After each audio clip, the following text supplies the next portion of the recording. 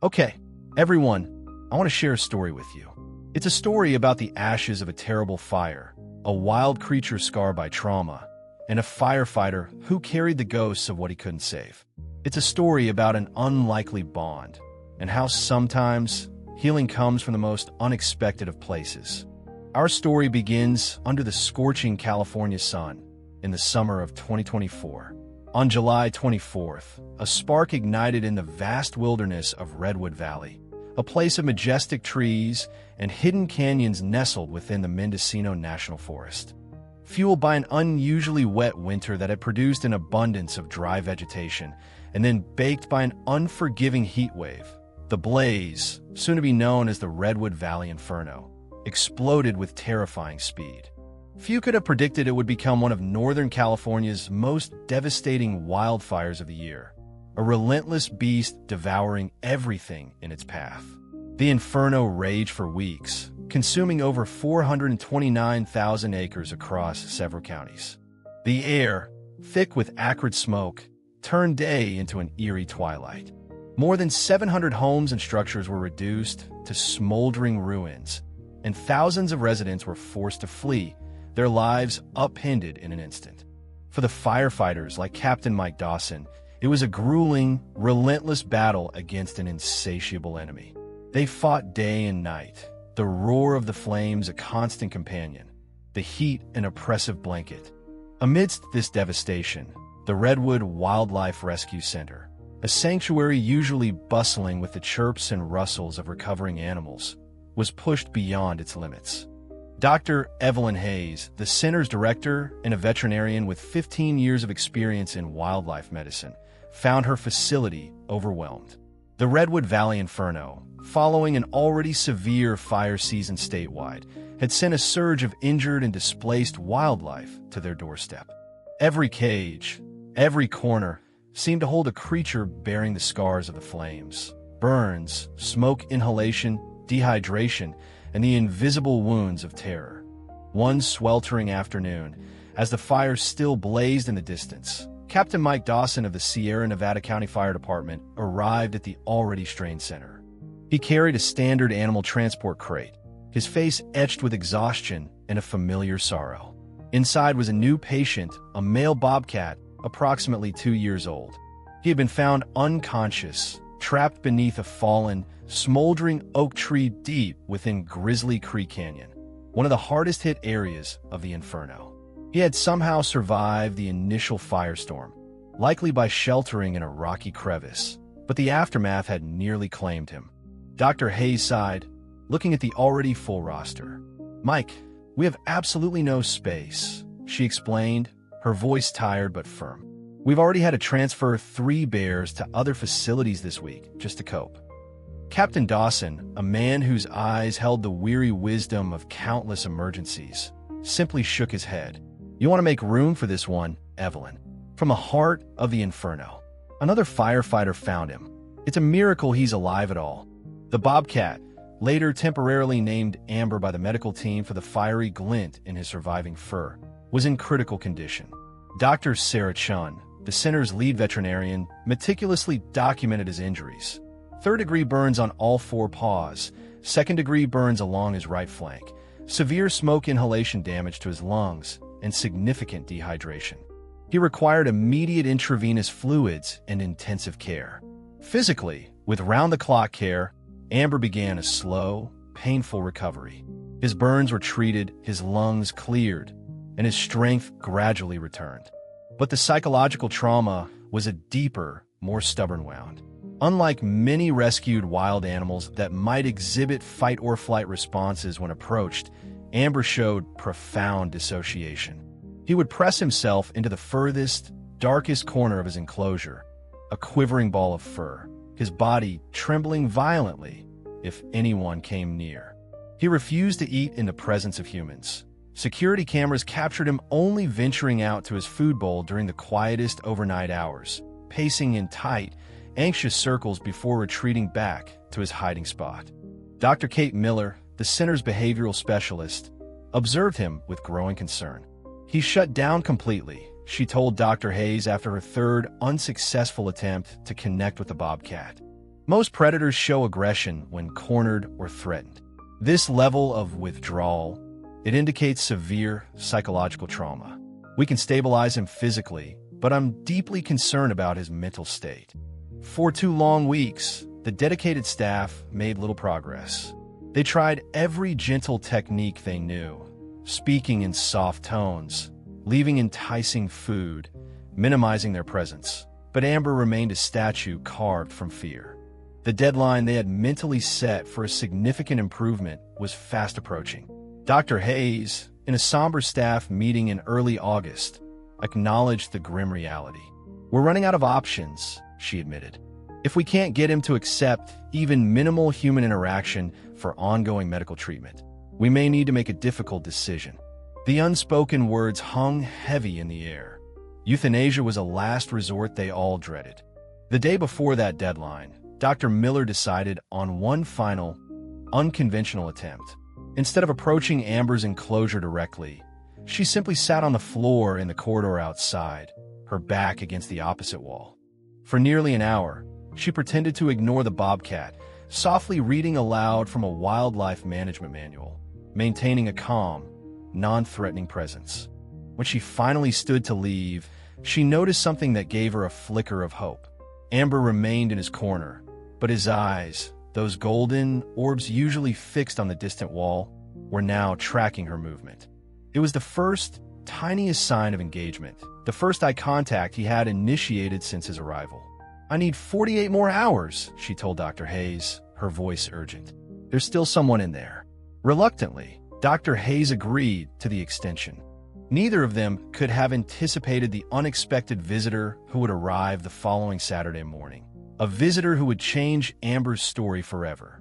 Marcus Thorne, a firefighter and wildlife rescue specialist with the Sierra Nevada County Fire Department, hadn't planned to visit the Redwood Wildlife Rescue Center that morning. At 32, his position kept him incredibly busy, and the recent weeks battling the Redwood Valley Inferno had left him utterly exhausted. His nights were plagued by sleeplessness, haunted by nightmares of the creatures he couldn't save in time, the overwhelming power of the fire, and the acrid smell of smoke that seemed to cling to his very soul. The guilt was a heavy cloak he couldn't shed. He was officially off duty, but the fire still burned in his mind. He told Emily Carter, the volunteer coordinator at the center's reception desk, that he was just stopping by to share some updated information about animal sightings in the evacuation zones. "My team found several deer and a family of foxes near Eagle Peak Lake," he explained, his voice low and gravelly from smoke and lack of sleep. Emily, a compassionate young woman who had seen her share of heartbroken rescuers, overheard the weariness in his tone and perhaps sensed something more. "Marcus," she said gently, "I think there's a case you should see. We're working on the file for a bobcat from the Grizzly Creek Canyon area, part of the Inferno." Marcus hesitated, then nodded. "I have a little time." Emily led him through the center's corridors, past enclosures housing various recovering animals. A bald eagle with a broken wing, a family of orphaned raccoons, an injured mountain lion. "We're operating beyond capacity due to the fire season," Emily explained. "But this case has all of us stumped. A bobcat from the heart of the Redwood Valley Inferno. Severely burned, but physically recovering. The issue is psychological." As they approached an isolated, quiet area of the center, Emily lowered her voice. "He's been here 2 weeks, but still won't let anyone near him. We call him Amber. He probably won't recover enough to return to the wild if he continues to refuse treatment." Marcus stopped in front of Amber's enclosure, careful not to make any sudden movements. In the farthest corner, under a dim light, he could see a huddled, reddish-brown form. The burns on the bobcat's skin had begun to heal, new pink skin showing through patches of singed fur, but his posture displayed profound, unyielding fear. "Where did he come from?" Marcus asked, his eyes fixed on the motionless animal. "Grizzly Creek Canyon area," Emily replied. "A firefighter found him trapped under a fallen tree. They said he wouldn't have survived if he hadn't been discovered when he was." A strange, unsettling feeling washed over Marcus. He had fought the Redwood Valley Inferno in its early, chaotic days before being reassigned to a different sector. He remembered Grizzly Creek Canyon, a beautiful, rugged area where the flames had spread with terrifying speed, a place where many animals couldn't escape in time. The memories were sharp, painful. Without another word, Marcus sat down on the floor about 6 feet from the enclosure, his back against the wall.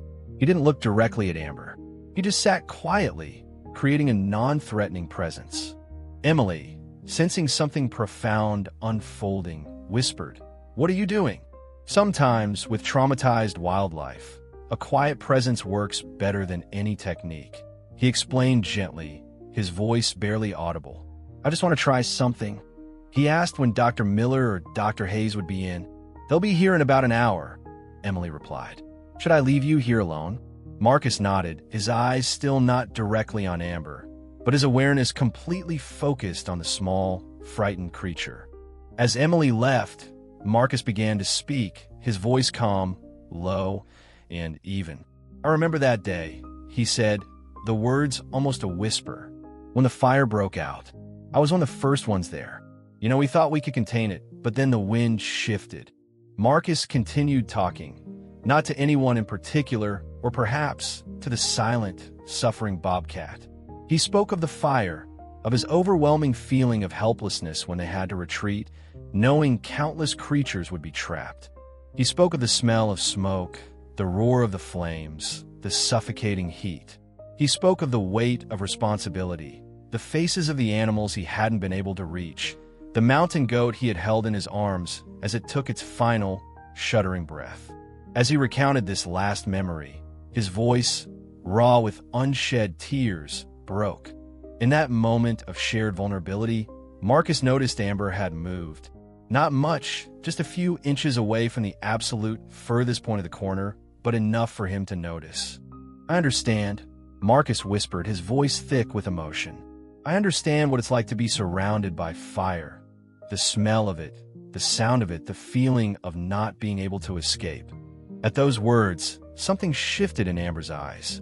He still maintained his distance, but his focus on Marcus became more intense, his ears swiveling, tracking the sound of the firefighter's voice. When Dr. Hayes and Dr. Miller returned, they stood silently at the threshold, not wanting to break the fragile moment unfolding before them. "Who are you?" Dr. Hayes finally asked, her voice low. "Marcus Thorne, firefighter and wildlife rescue specialist from Sierra Nevada County," he replied, his gaze still soft, directed generally towards Amber's enclosure. "What did you do with him?" Dr. Miller inquired, astonished by the slight change in Amber's demeanor. "Just talked," Marcus said simply. "Sometimes that's all they need." He stood up slowly. "Can I come back tomorrow?" he asked. "There's something about this Bobcat." Dr. Hayes looked past Marcus to the enclosure. For the first time since arriving, Amber wasn't hiding in the darkest corner. He still maintained a safe distance, but stood in a position where he could clearly observe Marcus. "Of course," she answered. Then a thought struck her. "Your firefighter uniform. You're still wearing it from the field?" Marcus nodded. "I just finished my shift before coming here." "What?" Dr. Miller asked, but Dr. Hayes understood immediately. "The smell," she breathed. He might recognize the scent of fire smoke and ash, familiar smells from where he was rescued. To test their theory, Marcus wore clean, civilian clothes on his next visit. There was no special reaction from Amber, but when he produced a piece of his used firefighting coat, the one that had been at the Redwood Valley Inferno, the Bobcat immediately approached, nose twitching, cautiously sniffing the fabric. "That's you," Marcus whispered, a feeling of profound confirmation washing over him. "You're the little one I found under that fallen oak tree." A chill ran down Marcus's spine as Amber made a small, soft sound, not a threatening growl, but a low rumble, almost like a house cat's recognition of its owner. "Impossible," Dr. Hayes whispered, watching through the monitoring camera with Dr. Miller. She quickly checked the intake records. Amber was brought in by the fire department wildlife management team on July 25th, found at Grizzly Creek Canyon. No specific rescuer name listed. She looked at Marcus. "Could this be the Bobcat you rescued?" "I'm not sure," Marcus admitted. "I was involved in rescuing several animals in the early days of the fire, but there was one Bobcat. I thought he was dead when I handed him over to the animal rescue team." The breakthrough moment came on the fourth day. Marcus, with Dr. Hayes' cautious approval, was allowed to enter the enclosure under close supervision. Instead of reacting with the usual terror he had shown everyone else, Amber maintained his distance, but didn't seek to hide. After 10 minutes of Marcus sitting quietly, simply existing in the space, the Bobcat slowly, tentatively, approached until he was less than 3 feet away, his golden eyes fixed on the firefighter. "Unbelievable," Dr. Miller whispered from outside the enclosure. "I've never seen such a rapid change in a traumatized wild animal." Over the following weeks, a special, unspoken relationship formed. Marcus rearranged his work schedule to visit the center more frequently. He brought his firefighting jacket and gear, which still carried a faint, lingering smell of smoke. Not enough to be harmful, but enough to trigger recognition and perhaps a strange sort of comfort for Amber.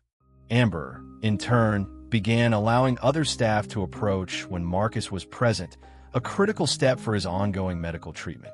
It became clear to Dr. Hayes and Dr. Miller. Amber was healing Marcus, and Marcus was healing Amber. The nightmares about the fires began to subside for the firefighter. He spoke about the guilt that had haunted him, about the creatures he couldn't save, about the seemingly endless, destructive flames. Through helping Amber recover, he found a measure of healing for himself as well. "That's why I became a firefighter," he confided to Dr. Hayes one day, his voice softer, less burdened. "To save those who couldn't save themselves. But sometimes there are too many to save. And that's why we do this work," Dr. Hayes replied gently. "Not to save them all, because we can't, but to give the survivors a chance." After 2 long months, it was time to make a decision about Amber's future. His physical wounds had healed completely, the raw pink skin now covered with a soft new coat of fur, his paws tender but functional. The big question remained: could he return to the wild? "In most cases, our goal is reintegration," Dr. Hayes explained in the assessment meeting. "But with Amber, I'm concerned about the psychological dependence on Marcus." Indeed, while Amber had recovered remarkably, he still reacted negatively with pronounced fear when Marcus wasn't present.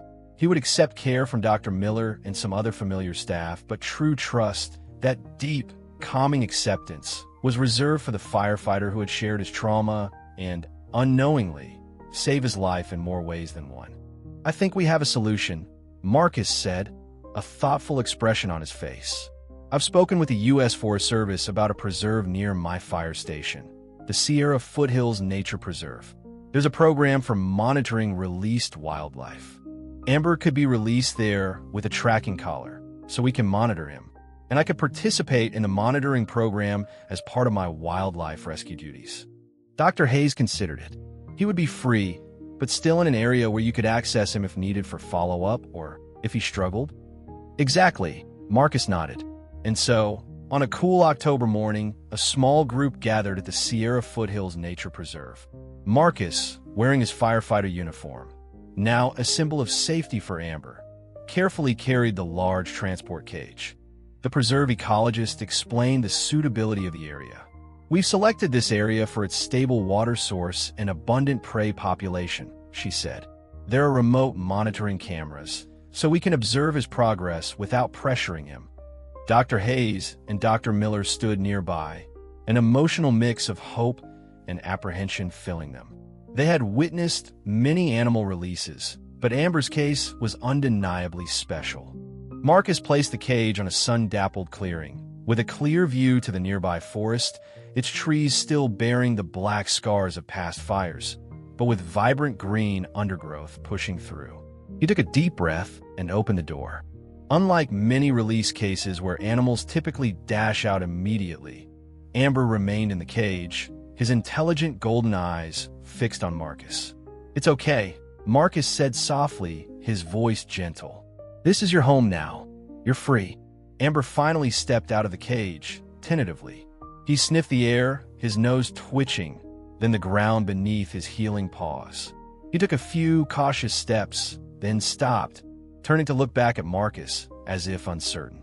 "Go on," Marcus whispered, his heart heavy with a mix of pride and sorrow, but knowing this was right. The bobcat took a few more steps, then suddenly, with a burst of wild energy, ran toward the edge of the forest. At the border between the clearing and the woods, he stopped, turned his head for one last, lingering look at Marcus, a silent acknowledgement passing between them. Then, with a flick of his stubby tail, he disappeared into the trees.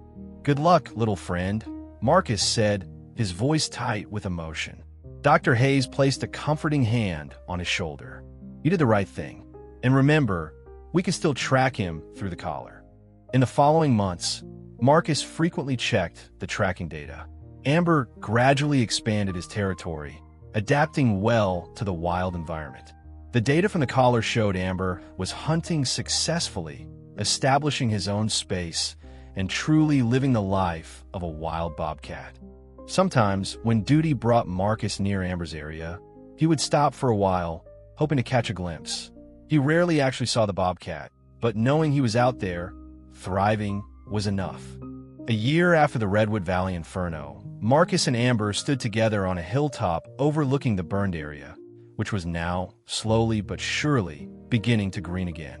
New shoots emerged from blackened tree trunks, and the first wildflowers added surprising splashes of color to the ashen soil. Amber wasn't leashed, wasn't caged.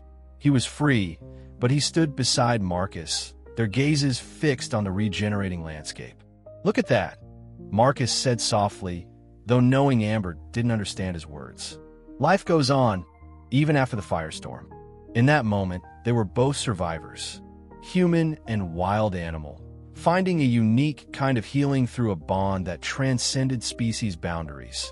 A bond forged in fire, strengthened by trust, and becoming a testament to the resilience not just of nature, but of the heart. If this story touched your heart, hit that subscribe button now. Share it with someone who needs a little inspiration today.